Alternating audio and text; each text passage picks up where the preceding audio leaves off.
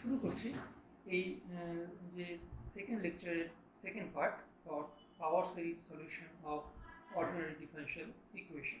তো আমরা যে এখানে যে ডিফারেনশিয়াল ইকুয়েশনটা ডিসকাস করছিলাম, পাওয়ার সিরিজ সলিউশন বের করার চেষ্টা করছিলাম এবং the point x is equal to আমরা x ইজ ইকুয়াল টু পয়েন্টের রেসপেক্টে যেহেতু পাওয়ার সিরিজ সলিউশন বের করা হচ্ছে, so x minus two is equal to Z transformation ধরে নিয়ে আমরা ডিফারেনশিয়াল ইকুয়েশনটাকে এরকম ফরম্যাটে কনভার্ট করলাম এবং সেখানে আমরা y ইজ ইকুয়াল টু এরকম একটা পাওয়ার সিরিজ সলিউশন যদি ধরে নিই, তাহলে y এর first derivative and second derivative এরকম ফরম্যাটে রিপ্রেজেন্ট করতে পারছি এবং তারপরে এই এক্সপ্রেশনগুলো আমরা আমাদের ডিফারেনশিয়াল ইকুয়েশনের মধ্যে পুট করে ফাইনালি যে এক্সপ্রেশনে পৌঁছাতে পারলাম সেটা হলো এই ধরনের একটা এক্সপ্রেশন।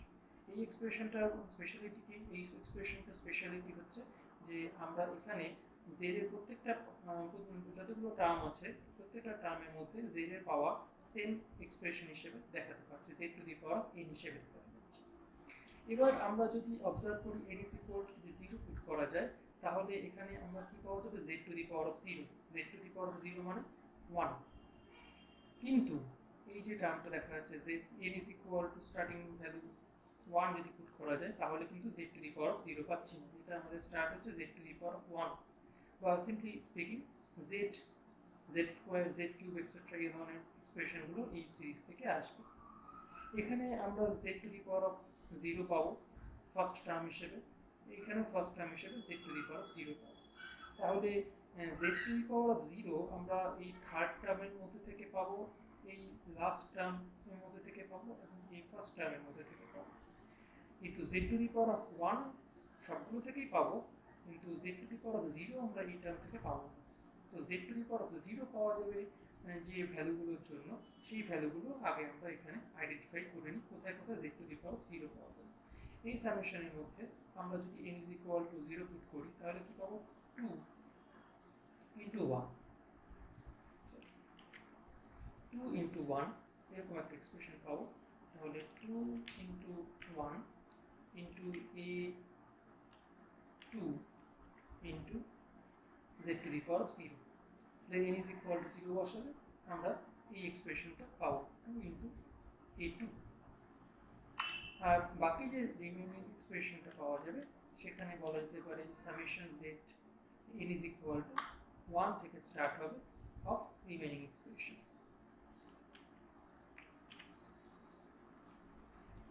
হলো প্লাস এখানে কোনো Z to the power of zero পাচ্ছি না, তো এটা অ্যাজ ইউজুয়াল যা আছে থাকবে।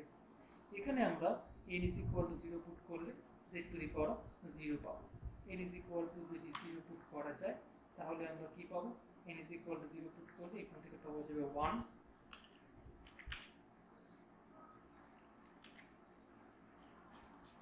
সরি এখান থেকে পাওয়া যাবে 1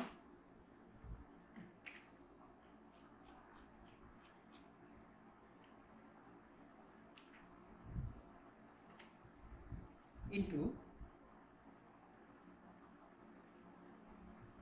n is equal to zero put করলে এখানে পাওয়া যাবে a 1 into Z to the power of zero, that means 1 plus remaining যে টার্মটা থাকবে, ইনফ্যাক্ট প্লাস হবে না, মাইনাস রিমেইনিং যে টার্মটা থাকবে n ইজ ইকুয়াল টু, তাহলে সেখানে 1 থেকে স্টার্ট করতে পারবো, 1 থেকে স্টার্ট করে এই এক্সপ্রেশনটা লিখতে পারবো। প্লাস এখানেও একই রকম ঘটনা ঘটবে। এই এক্সপ্রেশনটাকে আমি ছোট করে দিচ্ছি যাতে তোমরা দেখতে পারো। তোমরা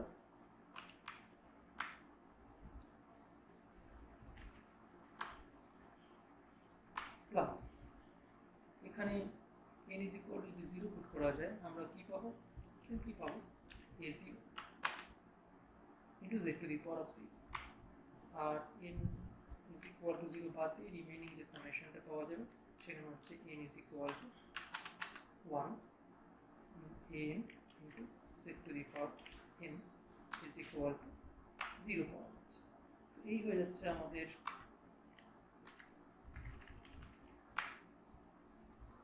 এই ধরনের যে সিম্বলগুলো প্লিজ ইগনোর করে যাও।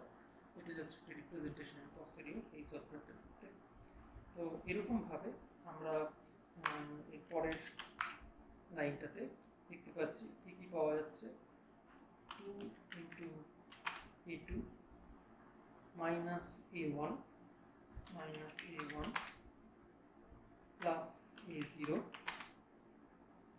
আর বাকি যে সামেশনগুলো আছে plus this expression plus this expression minus this expression plus this expression is equal to 0.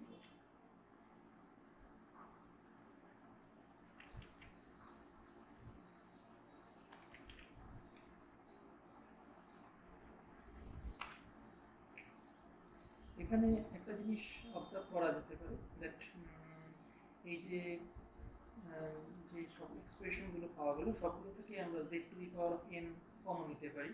তো z two the power of n যদি কমন নেওয়া যায় থ্রুআউট, তাহলে আমরা কীভাবে লিখতে পারবো? থ্রুআউট যদি z two the power of n common নেওয়া যায় তাহলে আমরা লিখতে পারি এরকমভাবে,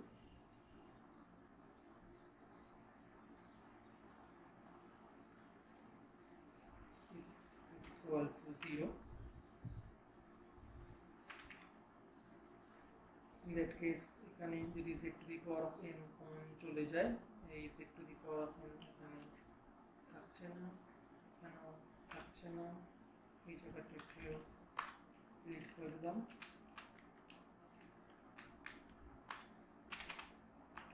আমাদের z two the power of n এখানে গিয়ে পড়ে থাকবে, এখানে থাকছে a সাফিক্স n।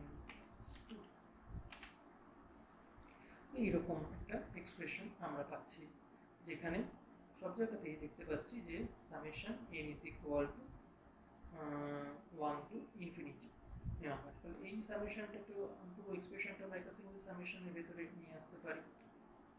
তো সেই কাজটাই আমরা করছি, বাট সেটা করলে বেশি স্টেপ জাম্প হয়ে যাবে, যার ফলে এটাকে পরের লাইনে আমরা এই কাজটাকে করার চেষ্টা করছি।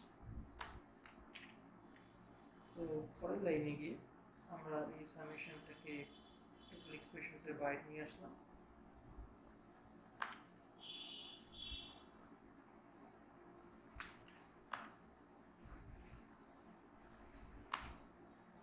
এরকম ফরম্যাটে আমাদের পুরো এক্সপ্রেশনগুলো পাওয়া গেল।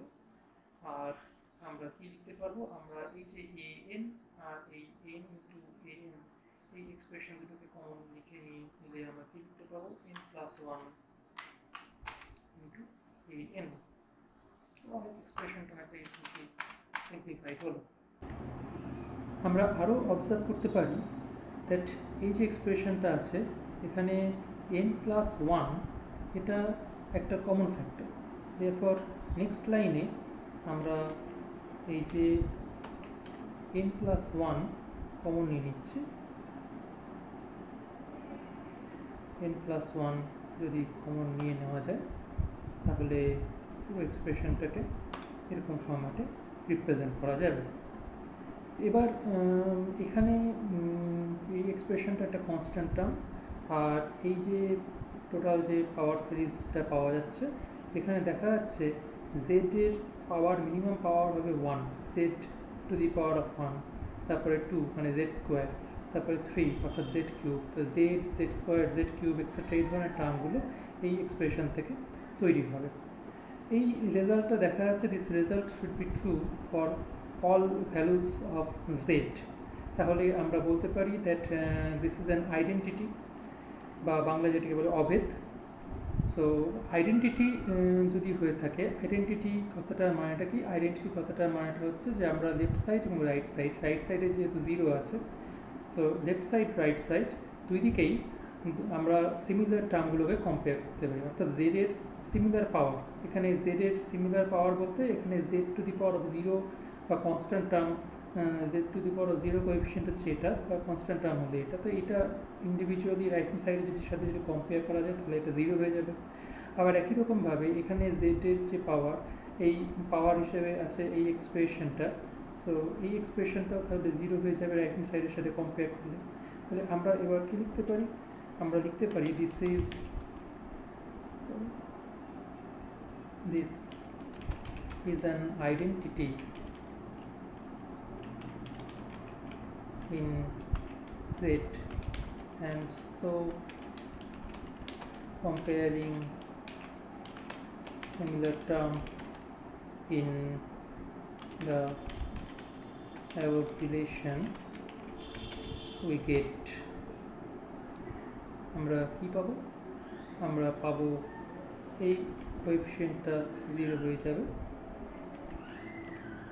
this is equal to 0। আবার এখান থেকে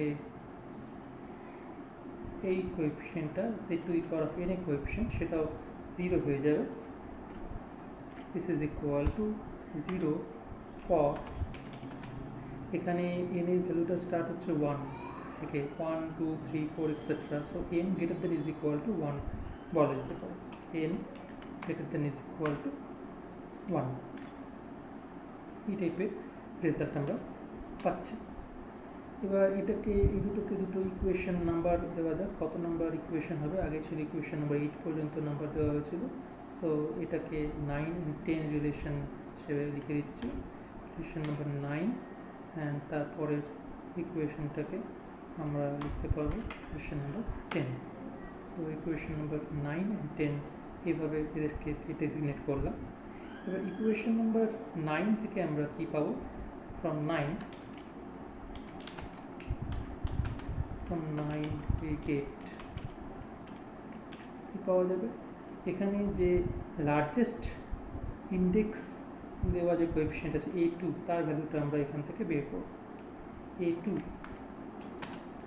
is equal to কি পাওয়া যাবে? a1 minus a0, a1 minus a0 divided by 2, এই হয়ে যাবে আমাদের a2 এর এক্সপ্রেশন। আবার এখান থেকে রিলেশন নাম্বার 10, রিলেশন নাম্বার 10 এর মধ্যে আমরা কি পাবো? রিলেশন নাম্বার 10 এ দেখো এখানে n to greater than is equal to 1 লেখা হয়েছে, তাহলে n plus 1 not equal to 0, যার ফলে এটা এখানে বাদ দিয়েও আমরা রিলেশনটাকে লিখতে পারতাম, একটু সিম্পল ফরম্যাটে চলে আসবে। তাহলে এবার আমরা যদি হাইয়েস্ট যে ইন্ডেক্স বিশিষ্ট যে কোএফিসিয়েন্টটা আছে, highest index coefficient, highest index a, so a n plus 2, এটাকে আমরা কিভাবে লিখতে পারবো? অ্যান্ড from 10 we get কি পাওয়া যাবে? আমরা পাবো a n plus 2 is equal to পাওয়া যাবে a n plus 1 minus a n divided by n plus 2 for, এখানে এই জিনিসটা লিখতে ভুললে চলবে না, এটা খুব important part, for n is equal to n greater than is equal to 1, so এটাকে আমরা লিখছি ইকুয়েশন নাম্বার 11 হিসেবে, আর এটাকে বললাম ইকুয়েশন নাম্বার 12।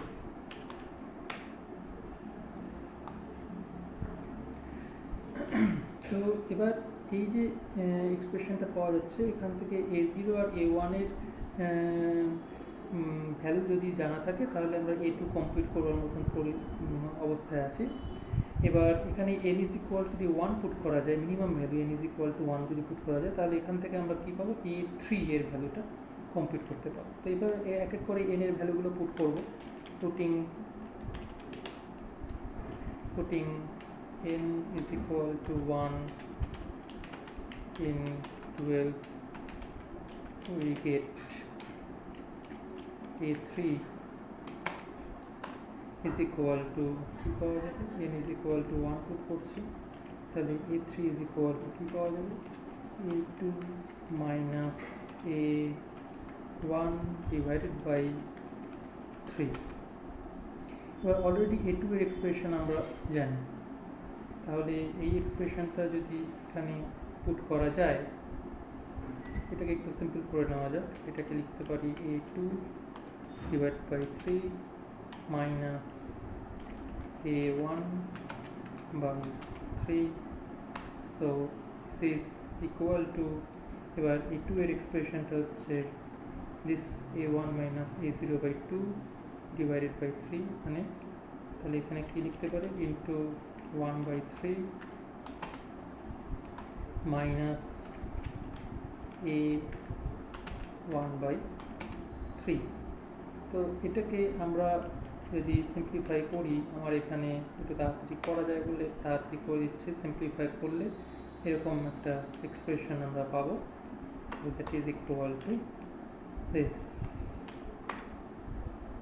এবার এইভাবে আমরা a3 ভ্যালু বের করলাম in terms of a0 and a1, বা -1/6 যদি কমন নিয়ে নেওয়া যায় আমরা কি পাবো, -1/6 কমন নিলে এটা হয়ে যাবে -1/6 ইন্টু a0 প্লাস a1, এই হয়ে যাচ্ছে a3 এর ভ্যালু।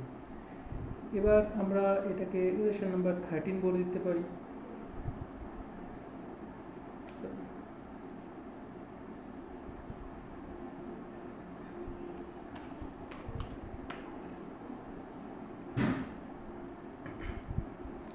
এবার যদি এর পরবর্তী value n is equal to 1 put করার পরে n কি আসবে, n ইজ ইকুয়াল টু 2। এবার যদি আমরা এই রেজাল্টের মধ্যে n is equal two 2 put করি,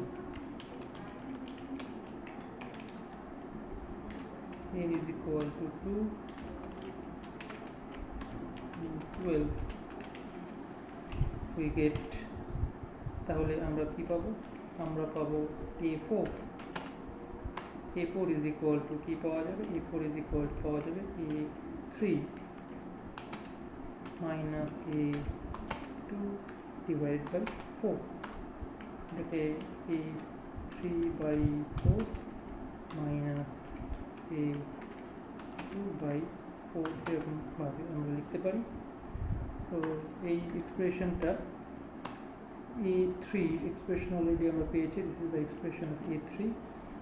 So this into 1 by 4, এটা হচ্ছে a3 by 4 মাইনাস a2 এর এক্সপ্রেশন কোথায় গেল, a2 এর এক্সপ্রেশন হচ্ছে এই যে a2 এর এক্সপ্রেশন,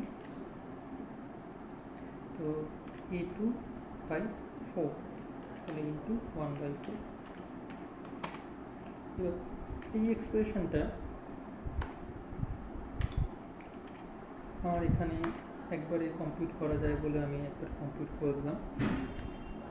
এবার তাহলে এই এক্সপ্রেশনটার ভ্যালু দাঁড়াচ্ছে 1/12 minus 1/12 a0 minus 1/6 a1।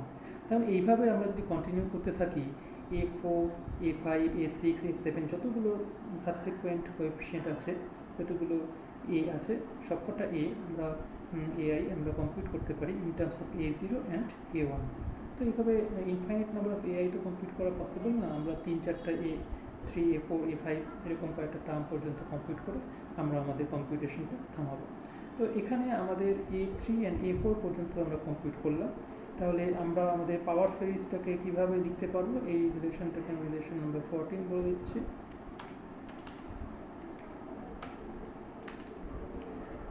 So the power series solution is, সলিউশনটা কীভাবে পাওয়া যাবে, y is equal to প্রথমে ছিল a0 plus a1 z plus a2 into z square plus a3 into z cube plus আমি আরও একটা টার্ম a4 যেহেতু কমপ্লিট করেছি into z two the power of 4 এরকমভাবে লিখছি। That is equal two a0 plus a1, because এইটুকু আমাদেরকে লিখতেই হবে, বিকজ সব টার্মের মধ্যেই a2 a3 a4 এর মধ্যে a0 অ্যান্ড a1 আছে। তারপরে আমরা a2 এর এক্সপ্রেশন কোথায়, a2 এর এক্সপ্রেশন কি পেয়েছি, a2 এর এক্সপ্রেশন পেয়েছিলাম a1 মাইনাস a0 বাই 2। তো এই এক্সপ্রেশনটা আমরা পুট করছি into z square plus a3 কত পেয়েছি, a3 আমরা এই এক্সপ্রেশনটা পেয়েছি, সো প্লাস আসবে না, basically minus into Z to the Z cube, তারপরে a4 হিসেবে আমরা এরকম পাচ্ছি, so plus this value into z to the power of 4 etc plus dot dot dot. এটাকে যদি প্রপারলি লেখা যায়, যতগুলো a0 আছে আমরা কমন নিতে পারি, a0 যদি কমন নেওয়া যায় ফার্স্ট টার্ম থেকে আসবে 1 প্লাস এখানে আসছে minus 1/2 to Z square, so minus 1/2 into Z square, তারপরে প্লাস 1/6 ইন্টু জেড কিউব, না minus 1/6, minus 1/6 into Z cube, তারপরে plus 1/12 into Z to the power of 4 and so on plus dot dot dot.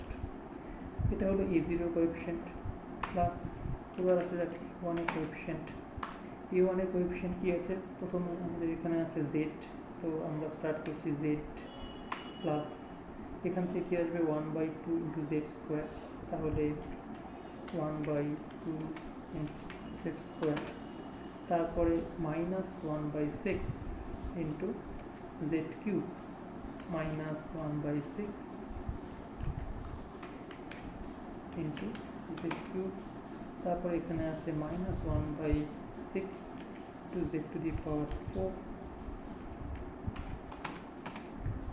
Plus dot dot dot. তো final এক্সপ্রেশনটার মধ্যে এই যে আমরা Z লিখলাম, এই Z is equal to X minus 2 put করে দিতে হয়, বিকজ আমাদের কোশ্চেনের মধ্যে এক্স মাইনাস 2 এর রেসপেক্টে কাজ করতে বলা হয়েছিল, এক্স মাইনাস 2 পয়েন্টের রেসপেক্টে আমাদের পাওয়ার সিরিজটাকে কমপ্লিট করতে বলা হয়েছিল, সো পুরো এক্সপ্রেশনটাকে এক্স মাইনাস 2 দিয়ে কনভার্ট করে দিলাম। সো এটা গেল ফার্স্ট টার্ম, প্লাস এখানে রিমেইনিং টার্মটা, এখানে এই জেড এর বদলে এক্স মাইনাস 2 করে দিচ্ছি,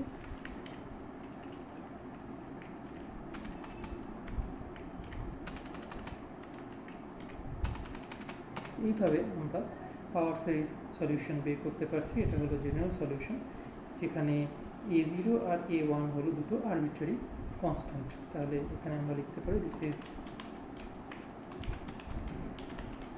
our required power series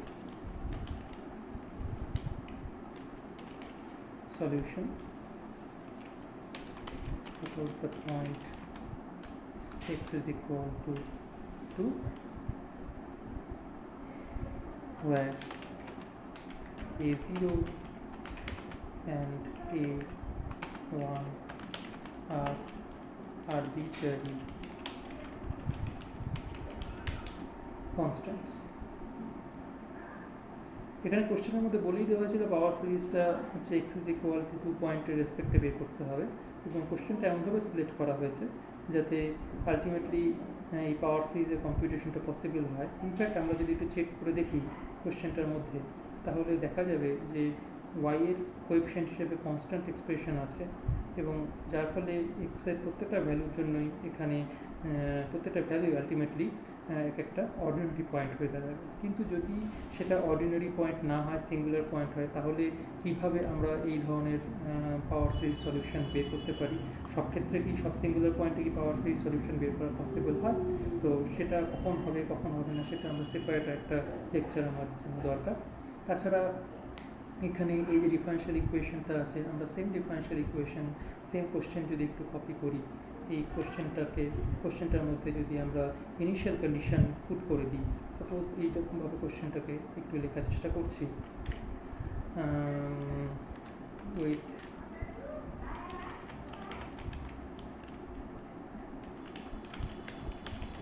with the initial condition x of 1 is equal to, suppose আমরা 1 পুট করতে পারি, সরি x of 1 না 2 লিখে দিই, x of 2 যদি এখানে X is equal to two mention না করে দেওয়া থাকে, এরকমভাবে হয়তো দিয়ে দেওয়া থাকলো X of two is equal to and X of X prime of two is equal সেই ধরে নিলাম 3 দিয়ে দেওয়া হয়েছে, তাহলে আমাদের এই যে ইনিশিয়াল কন্ডিশন থেকে বুঝে নিতে হবে যে এখানে পাওয়ার সিরিজ সলিউশন এক্স 2 পয়েন্টের রেসপেক্টে এক্স ইজ ইকুয়াল টু 2 পয়েন্টের রেসপেক্টে পাওয়ার সিরিজ সলিউশন আমাদের কমপ্লিট করতে হবে। এবং আমরা যখন এটাকে সলিউশনটাকে বের করার চেষ্টা করব, তাহলে এই পাওয়ার সিরিজ সলিউশনটা আমাদের এরকম ফরম্যাটে আসবে। যেহেতু আগে এটা করেছি, সুতরাং এখান থেকে আমরা বলে দিতে পারবো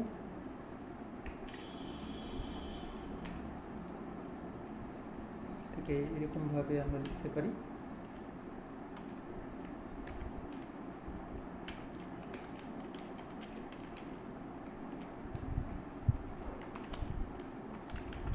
it has general solution y is equal to this। এবার এখানে আমরা যদি তোমরা অবজার্ভ করো x is equal to 2 যদি পুট করা যায়, তাহলে আমরা কি লিখতে পাবো? তাহলে এখানে আমরা লিখতে পারবো দ্যাট y, সরি একটু ভুল লিখেছি, এটা y হবে, y হচ্ছে আমাদের সলিউশন। যদি বাই চান্স আমরা এবার y কমপ্লিট করার চেষ্টা করি, y at the point 2 complete করার চেষ্টা করি, তাহলে দেখো এই যে x মাইনাস 2 যেখানে যেখানে অ্যারাইজ করেছে সব জায়গাতে x মাইনাস 2 ভেনিশ করে যাচ্ছে। x is equal two 2 put করাতে, x is equal two 2 put করাতে এই x মাইনাস 2 যত আছে সব ভেনিশ করে যাবে এক্সেপ্ট দিস ফার্স্টটা। তাহলে এক্ষেত্রে আমরা কি পাবো? y অ্যাট দ্য পয়েন্ট 2 সেটা হয়ে যাবে আমরা a0। এবার কোশ্চেন অনুযায়ী আমাদের y of 2 is equal two কত বলে দেওয়া হয়েছে? কোশ্চেন অনুযায়ী y of 2 is equal two আমাদের বলে দেওয়া হয়েছে 1। তাহলে এখান থেকে আমরা a0 ইজ ইকুয়াল টু 1 বের করতে পেলাম। আবার এখানে যদি আমরা ডেরিভেটিভ বের করার চেষ্টা করি, y প্রাইম যদি বের করার চেষ্টা করি dy dx, y prime of x যদি বের করার চেষ্টা করি, বিকজ এটা x এর ফাংশন, তো y অফ x এরকম বলে একটু দোষ নেই। তাহলে এখানে আমরা কি বলতে পারবো? এখানে দেখো আমরা যখন ডিফারেন্সিয়েট করবো, ডিফারেন্সিয়েট করলে এই টার্মটা থাকবে না, তাহলে ডিফারেন্সিয়েট করলে 1 থাকবে না, কি থাকবে? এখানে একটা 2, এখানে যদি স্কোয়ার আছে তাহলে এখানে ওই হাফ চলে যাবে, এই টাইপের এক্সপ্রেশন পড়ে থাকবে। আর কি পড়ে থাকছে? আর এখানে 1/6 আছে, ডিফারেন্সিয়েট করলে 1/2 পড়ে থাকবে, তাহলে এখান থেকে আমরা পাবো স্কোয়ার। এখানে 1/3 পড়ে থাকবে, এখানে পাবো কিউব।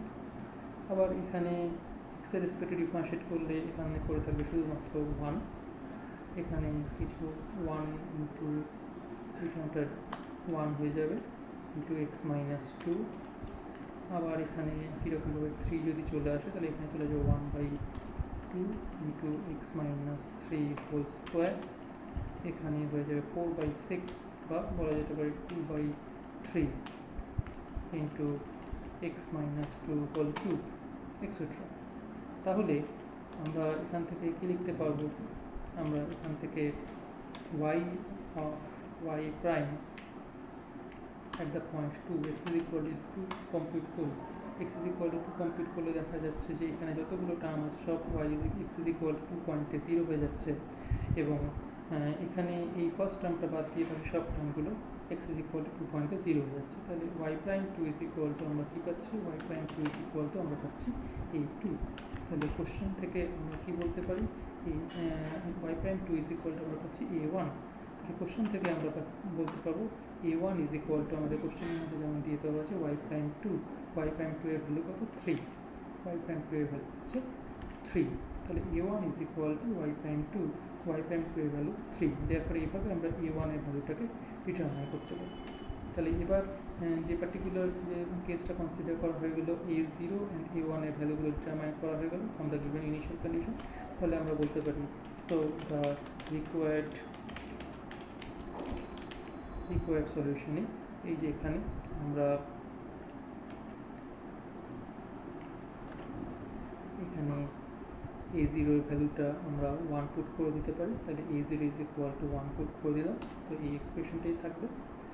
আবার এখানে a1 is equal two 3 put করে দিলাম, তো এই হয়ে যাবে আমাদের required solution for under this given initial condition. So initial condition দেখে আমরা বুঝতে পারি দ্যাট আমাদের কী ধরনের এই ডিফারেনশিয়াল ইকুয়েশনগুলোকে আমরা কীরকমভাবে কন্টিনিউ করে দিতে পারি সলিউশনের জন্য। আজকে তাহলে আমাদের ডিসকাশন এখানেই কমপ্লিট করছি। তোমাদের যদি ভিডিওটা পছন্দ হয়ে থাকে এবং যদি কাজে লাগে তাহলে প্লিজ লাইক বাটনে প্রেস করে দাও, আর চ্যানেলটাকে একবার সাবস্ক্রাইব করো এবং তোমাদের বন্ধু বান্ধবদের মাঝখানে যাদের মনে হয় যে এই সাবজেক্টটা বা এই চ্যাপ্টারটা ইম্পর্টেন্ট তাদের সাথে শেয়ার করো। Thank you.